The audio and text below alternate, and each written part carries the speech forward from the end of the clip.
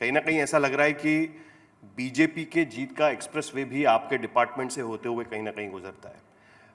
कहा जाता है कि सबसे ज़्यादा परफॉर्म करने वाला डिपार्टमेंट अगर प्रधानमंत्री मोदी के मंत्रिमंडल में कोई था तो आपका डिपार्टमेंट था।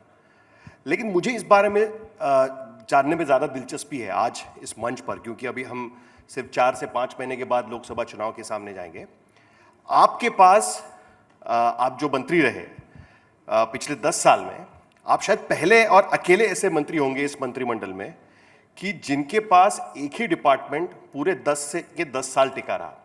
नेशनल हाईवेज और एक्सप्रेसवे का जो डिपार्टमेंट है वो आपके पास पूरे 10 साल रहा। क्या कारण है कि बाकी आपके डिपार्टमेंट्स आते जाते रहे, कम होते गए, लेकिन ये डिपार्टमेंट आपसे कोई हटा नहीं पाया? क्या कारण आपको लगता है? देखिए, किसको कौन सा डिपार्टमेंट देना ये प्रधानमंत्री जी का अधिकार होता है। और जब सबसे पहली बार मंत्रिमंडल बना, मोदी जी प्रधानमंत्री बने, तब उनसे जब चर्चा हुई थी तब उन्होंने कहा था कि defence, foreign affairs, home ministry ये पहले इसमें आते हैं।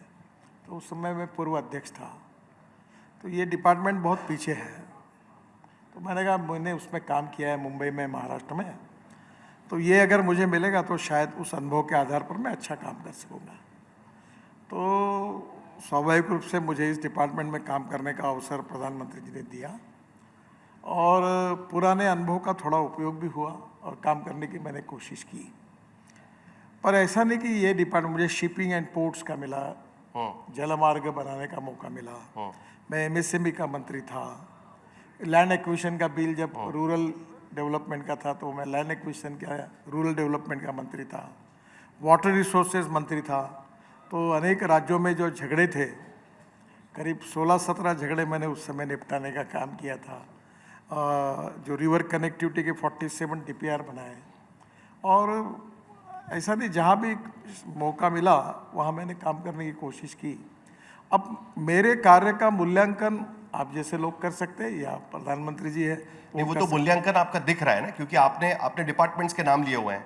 आप minister of road transport and highways बने 2014 में, तब आपके साथ में शिपिंग और वाटर रिसोर्सेज भी आपको साथ में दिया गया था। उसके बाद आपको गंगा रिजुविनेशन का भी आपको मंत्रालय दिया गया था। उसके बाद एक एक करके आपके डिपार्टमेंट्स ड्रॉप कर दिए गए, उसको एक जल शक्ति डिपार्टमेंट बनाया गया। पिछली बार आपको एक एडिशनल डिपार्टमेंट दिया गया एमएसएमई का, उसके बाद फिर वो भी डिपार्टमेंट के, लेकिन ये वाला जो पर्टिकुलर डिपार्टमेंट है वो आपके पास रखा रहा।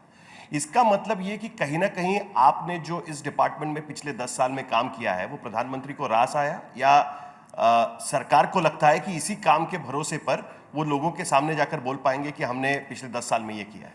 देखिए, सरकार में सभी मंत्री अच्छा कार्य करने की कोशिश करते हैं और प्रधानमंत्री के नेतृत्व में सरकार की परफॉर्मेंस की जब चर्चा होती है तो सभी डिपार्टमेंट की चर्चा होती है और सबकी जिम्मेदारी होती है कि उनको जो जिम्मेदारी मिली उसके आधार पर वो काम करें।